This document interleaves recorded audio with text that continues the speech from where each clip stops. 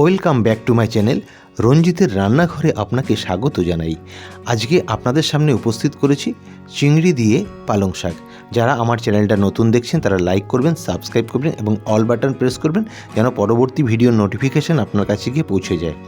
আর আমার ভিডিওটি যদি ভালো লাগে তাহলে অবশ্যই লাইক করে কমেন্টস করে দিন এবং শেয়ার করে দেবেন। তা দেখুন, এর জন্য উপকরণ হিসেবে লাগছে বেগুন স্লাইস করে কেটে নিয়েছি, পালং শাক এবং চিংড়ি, এখানে 200 গ্রাম চিংড়ি নিয়েছি, আর লেগেছে পেঁয়াজ, লঙ্কা, টমেটো, আদা।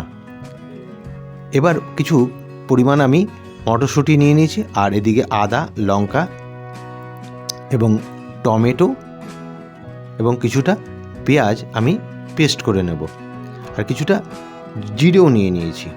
এই সমস্ত উপকরণগুলোকে আমি পেস্ট করে নেব, তার সঙ্গে অল্প একটু আমি জল দিয়ে দিয়েছি।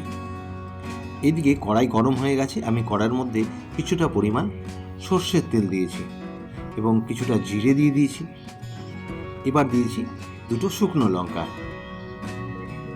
এগুলো একটু হালকা করে ভেজে নিয়ে এর মধ্যে আমার পেস্ট করা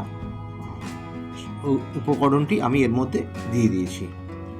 এবার আমি এগুলোকে খুন্তি দিয়ে নাড়িয়ে ভালো করে একটু কষিয়ে নেব, যাতে মশলার মধ্যে কাঁচা গন্ধ না থাকে। এবার আমি 1 চামচ হলুদ এবং কিছুটা পরিমাণ চিনি দিলাম আমি স্বাদের ব্যালেন্স করার জন্য। যাই হোক, রান্নাটা একটা শিল্প, এটা অনেকে অনেকভাবে রান্না করেন, আর আমরা একটু কম তেলে রান্নাবান্না করি। যদি আপনারা মনে করেন যে তেলের পরিমাণটা বেশি দেবেন, দিতে পারেন। এবার আমার কিছুটা বেঁচে যাওয়া পেঁয়াজ এবং টমেটো এবং কাঁচা লঙ্কা এর মধ্যে দিয়ে দিয়েছি। এবার মশলার মধ্যে সামান্য একটু জল দিয়ে দিলাম, আমার বাটি ধোয়া জলটা দিয়ে দিয়েছি এর মধ্যে, আর একটুখানি আমি কষিয়ে নেব। এবার আমার যে রাখা ছিল মটরশুঁটিগুলো, সেই মটরশুঁটিগুলো আমি এর মধ্যে দিয়ে দিলাম।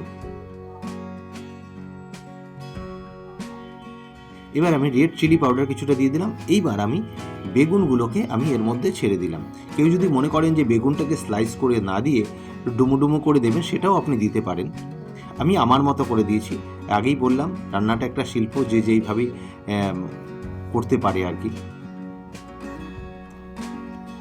এই দেখুন, আমার মশলাগুলো হয়ে গেছে। আবার একটুখানি জল দিয়ে দিলাম।